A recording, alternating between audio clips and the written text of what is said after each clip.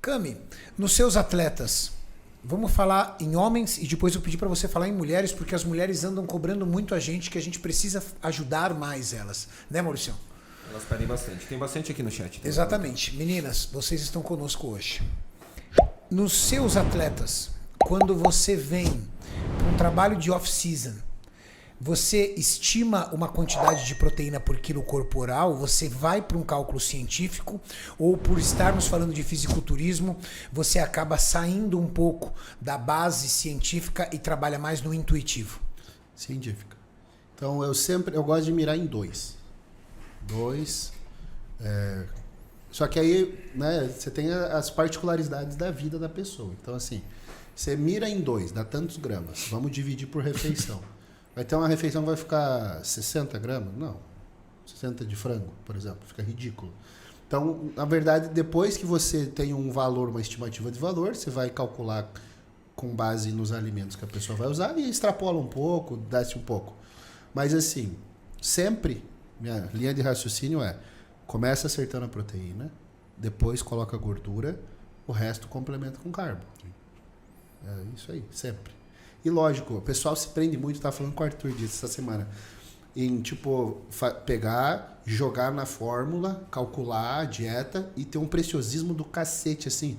É 23... Quantas calorias tem a minha dieta? 2,5 passou aqui agora. Passou. Não, mas não é 41 gramas de proteína? Exatamente. Deu 39. A galera fica...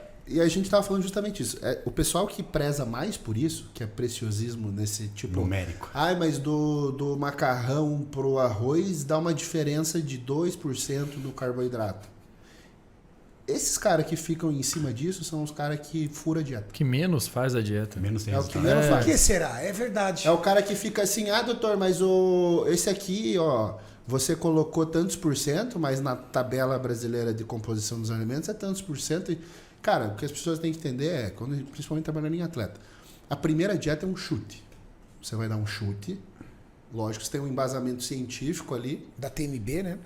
Um contexto. Deu um chute, você estima qual que é o gasto da pessoa e você vai acompanhar, e você vai ver em 30 dias. A previsão que eu tinha era de ganhar massa. Aconteceu ou não?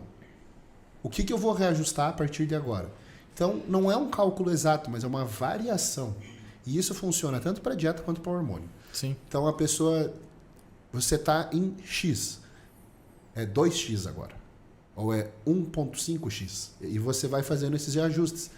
A gente estava falando no Correia semana passada, o Cris Aceto, por exemplo, ele fala assim, sal corta pela metade. Ele não fala sal 2 gramas, 3 gramas, 5 gramas. Diminui, aumenta, dobra, corta. Porque ele quer que você trabalhe com o que você está acostumado. O que você está fazendo. Tá, eu tô vendo o seu físico. O que você está acostumado tá assim, certo? Eu preciso deixar você mais seco, corta isso pela metade. Às vezes a metade do seu é o dobro do outro. Exato. Exatamente. E por isso a questão do sal é tão individual, por exemplo. Porque as pessoas tomam quantidades diferentes de água por dia. Então, você tem que trabalhar exatamente com dobra ou corta pela metade. Não dá para você colocar um número perfeito para essa pessoa, porque no dia a dia dela, a maioria das pessoas comuns nem anda com garrafa de água e nem controla quanta água bebe. O cara não sabe. Se pergunta quanta água você tomar, uns 10 copos. Não, o cara Ou fala pior, assim... eu tomo muita água, eu tomo 2 dessas daqui, ó. De 500 Ou ml. então você pergunta, você bebe uns 4 litros por dia? O cara, claro. Aí eu falo assim, não, então daqui a essa semana você mede. Agora o cara fala, pô, doutor, bebi só um, cara.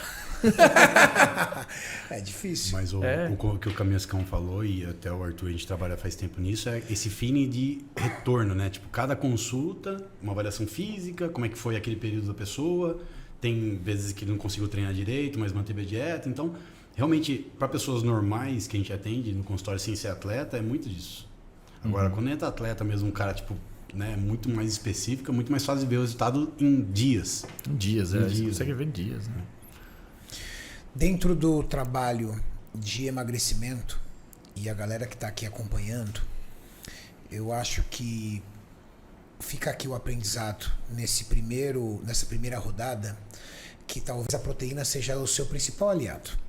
E que você não precisa ter medo de consumir uma alta taxa de proteína, ou comparando a proteína do seu amigo que está para hipertrofia. O Dr. Felipe Donato deixou bem claro, é muito comum pessoas em processos de emagrecimento, principalmente em obesos, utilizarem boa parte das suas calorias diárias, da sua necessidade de consumo de caloria diária com proteínas. E o que você ganha com isso? Você ganha saciedade. Você melhora até o seu processo de gasto calórico, porque a proteína é termodinâmica. Você tem uma facilidade muito grande de manter a sua fome controlada, porque o processo enzimático digestivo da proteína é muito mais complexo que o do carboidrato, por exemplo. Densidade calórica. A densidade calórica da proteína é muito menor do que a gordura. Nós estamos falando de menos da metade. Então, se você está emagrecendo, não tenha medo de consumir proteínas. As pessoas às vezes ficam só na salada e pegam um peitinho de frango assim. Exato. Claro, quanto maior a restrição calórica, mais rápido você vai atingir o objetivo. Mas isso é sustentável por quanto tempo? Segundo fator, e o risco que você corre de gerar compulsão e um dia acordar e atacar a geladeira, destruir tudo e perder um trabalho de 2, 3 dias. Ou terceiro, de se tornar uma pessoa insuportável. Então, o Kaminsky falou uma coisa muito concreta. Nós estamos falando de pessoas comuns que precisam aliar 3 pilares: qualidade de vida, certo? Vida social e profissional e a estética. Se essa coisa aqui bagunçar, meu amigo, você vai desanimar da estética e você não sai do lugar. Então, você precisa fazer esse balanço. Você não é um atleta, você não vive disso. O atleta não, é a profissão dele, a vida dele, a cabeça dele é totalmente diferente. Então, cara, ele... Entendeu? Ele vai se bobear, fica até separado da mulher, se divorcia, não tem mulher nenhuma, mas ele vai cumprir o objetivo dele. Mas isso não vai significar que ele não vai ficar insuportável, ele fica. O atleta fica insuportável. Tem atleta em pré-contest que é doído, cara. Todo atleta em pré-contest já fica meio esquisito.